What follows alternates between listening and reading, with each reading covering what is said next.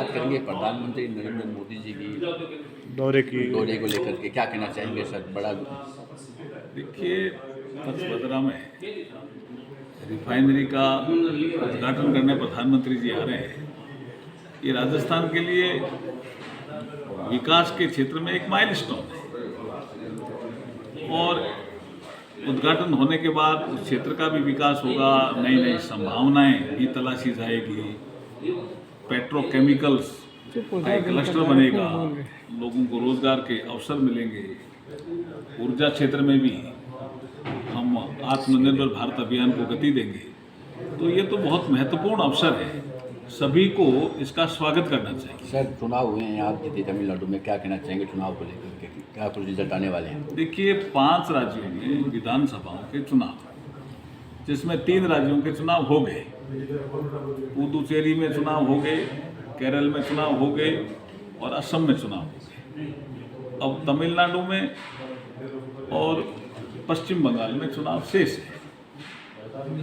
तमिलनाडु में मैं पूरे क्षेत्र में गया हूँ, कार्यकर्ताओं के साथ भी गया हूँ, मतदाताओं के साथ भी गया हूँ, उनके मोहल्लों में भी गया हूँ। मुझे एक चीज़ बहुत स्पष्ट नज़र आ रही है कि वर्तमान में डीएमके की सरकार चल रही है तमिलनाडु में, उसके खिलाफ बहुत एंटी इनकम्बेंसी क्षेत्र में है। जनता पूछती है कि भी ये डायनेस्टी रूल कब तक चलेगा? पहले करुणानिधि जी, फिर स्टालिन जी, फिर अब कह रहे हैं उदयनिधि जी। तो ये जो डायनेस्टी रूल के खिलाफ तमिलनाडु में जो वातावरण बना है, वो भारतीय जनता पार्टी के पक्ष में वातावरण बन रहा है और हमारा एनडीए का अलायंस भी मजबूत हुआ है एआईएडीएमके के नेतृत्व में, और भाजपा भी 27 सीटों पर चुनाव लड़ रहे हैं। सर, खड़गे जी का जो बयान है उसको लेकर क्या मानना है? देखिए, खड़गे जी का बयान जो 7 अप्रैल को असम में दिया, वो किसी भी तरह से उनके पद के अनुरूप नहीं है। भाषा भी उनकी मर्यादित नहीं थी उस समय। वो एक वर्ग विशेष को भिड़का रहे थे। आप नमाज पढ़ने के लिए एक वर्ग विशेष बैठा है, वहाँ आप एक पॉलिटिकल बात कह रहे हो कि कुरान में लिखा हुआ है कि अगर जहरीला सांप गुजर रहा हो तो नमाज छोड़ देनी चाहिए और जहरीले सांप को मार देना चाहिए। हम संसदीय प्रणाली में रह रहे हैं खड़गे जी, सभी राजनीतिक दल अपना काम करते हैं। भारतीय जनता पार्टी विश्व का सबसे बड़ा दल है।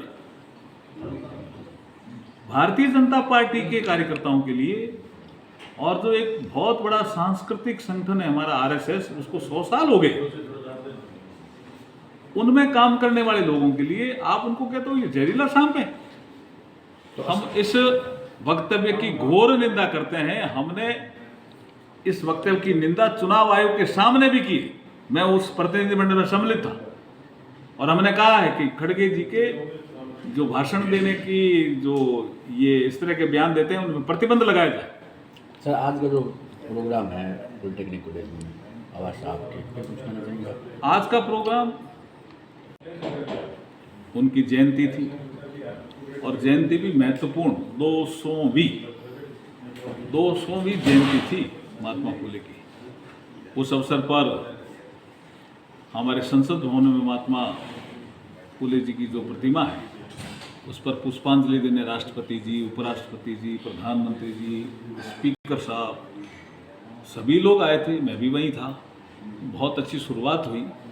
आज बीकानेर में महात्मा फुले की जयंती और बाबा साहब बी.आर. अम्बेडकर जी की जयंती को, दोनों को एक साथ मिला करके, क्योंकि 11 अप्रैल को महात्मा फुले जी की जयंती थी, 14 अप्रैल को बाबा साहब बी.आर. अम्बेडकर जी की जयंती है, दोनों को मिला करके आज एक कार्यक्रम है जिसको संघ ने कहा है कि हमें 5 कामों पे जोर देना पड़ेगा आने वाले समय में। 5 कामों में एक काम है सामाजिक समरसता, और यही काम आज का प्रोग्राम का ये काम हम कर रहे हैं, सामाजिक समरसता का काम कर रहे हैं। संघ के 100 साल पूरे होने पे उन्होंने एक रोड मैप दिया है हमें समाज को कि आने वाले समय में जितने भी सामाजिक संगठन है वो इन 5 कामों पे जोर दें। नंबर 1 सामाजिक समरसता, नंबर 2 पर्यावरण की रक्षा, नंबर 3 स्वदेशी को अपनाना, कर्तव्य बोध के प्रति और कुटुंब प्रबोधन। ये 5 ऐसे काम हैं जो संघ ने कहा है, जो जितने भी सामाजिक संगठन है, आज जो कार्यक्रम हो रहा है वो भावना मेघवाल मेमोरियल ट्रस्ट द्वारा आयोजित हो रहा है, तो सामाजिक संगठन है। तो जो हमारे राष्ट्रीय स्वयंसेवक संघ ने जो एक विचार दिया कि जितने भी सामाजिक संगठन हैं इनको इन 5 कार्यों पे ज्यादा जोर देना चाहिए। तो आज का जो कार्य है वो सामाजिक समरसता से जुड़ा हुआ है। असम के अंदर भ्रष्टाचार की बात को लेकर बंटी बबली तक असम में हेमंत बिस्वा शर्मा जी ने बहुत अच्छा शासन दिया और इसी कारण से असम की जनता पुनः भारतीय जनता पार्टी को ही जिताने वाली है। बंगाल सर SIR को लेकर बंगाल में काफी हो हल्ला हो रहा है। SIR वो तो जब वोट है ही नहीं, अब उसमें तो कहीं तो रहे ही नहीं, संसार में नहीं रहे, क्या वो वोटर लिस्ट में होने चाहिए क्या? SIR का मतलब ये है कि जो अमान्य वोटर हैं वो नहीं रहने चाहिए और जो पात्र वोट है जुड़ने चाहिए। SIR की ये प्रक्रिया है। थैंक यू जी, धन्यवाद।